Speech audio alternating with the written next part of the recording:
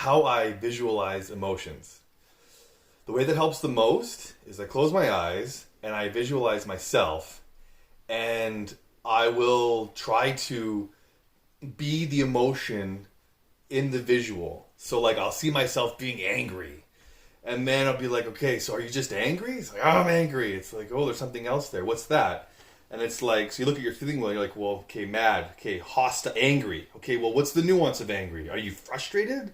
And then I'll look and be like, yeah, frustrated. Well, are you, or are you irritated? It's like, you're irritated. Or are you skeptical? I don't know what he's talking, and one of those will fit. And once I know what fits, then I know what I am on the feeling wheel. You can do this for scared too. Like if you're feeling fear, you can sad, mad, scared, joyful, powerful, peaceful. Like those without seeing. But how do you figure out exactly what you're feeling? And once you figure out what you're feeling, then you can figure out why. And everything clicks. And when it clicks, you just feel so much better. Okay, so just to clarify, you pick a word and then you visualize if that matches the emotion you're seeing in your head? At first, yeah. But then it's harder, like if you haven't done this, then it's hard to know what it is. Like bashful. I learned that I feel bashful like a lot. And I didn't even really know I kind of knew what bashful meant. It's like, it's one of the seven dwarves. Like, yeah, I know. But like when I researched Word Hippo's awesome. When I researched bashful on Word Hippo, I'm like, oh my God, like that's it.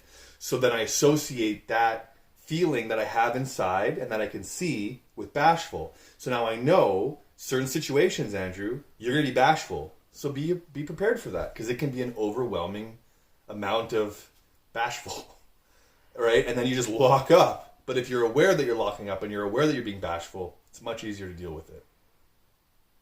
Okay. So the feeling wheel helps you pick words to visualize from to see if it fits your emotion. It's like training wheels. Yeah, it's great. But then after a while, like bashful's always been there.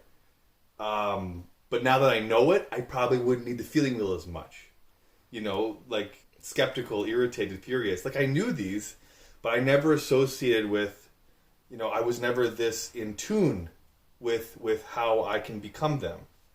But once you get in tune, then it's a lot easier. But it's a great way to start to figure out what you're feeling. And then you can figure out why you're feeling it. It just gives you extra information to help you make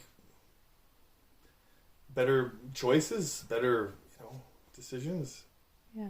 I don't know. So it's kind of like you visualize yourself trying on the feeling in your mind in a picture to see if it fits. In a way, yeah. And I'll manipulate how I look and then see if that's how I feel. But then as soon as you see yourself in a certain way and it's like, that's how I feel, it's like, oh, and then, but it's that act of again, if you're visual, if you're very visual, then this might have a strong effect. If you're not very visual, then there might be other ways to do this. I don't know. Okay, but it's helped you. Yeah, for me, I'm very visual. This helps me. And then the other way that I've been visualizing my whole life that doesn't work anywhere near as good as this is I will visualize the situation that I'm nervous about and be like, well, how would I tweak that? And 9 times out of 10 it doesn't work, because it just doesn't. I don't know how to change it. I don't know what the other person's thinking or saying. I'm visualizing the two people talking or me talking to somebody, and I try to have discourse, right? Visualize discourse, and I have no idea what the fuck anybody's gonna say. So just connecting with how you feel helps, because you can control that. Yeah. Because if you try to visualize a moment that you're worried about, you have no idea how it's gonna go, and it's borderline impossible to know. The only thing you can do is just pay attention to yourself and have compassion for yourself and feel confident and give yourself enough space that in the moment you'll know what to do. And that's the best you got. Okay. Thanks for sharing. Yeah. You're welcome.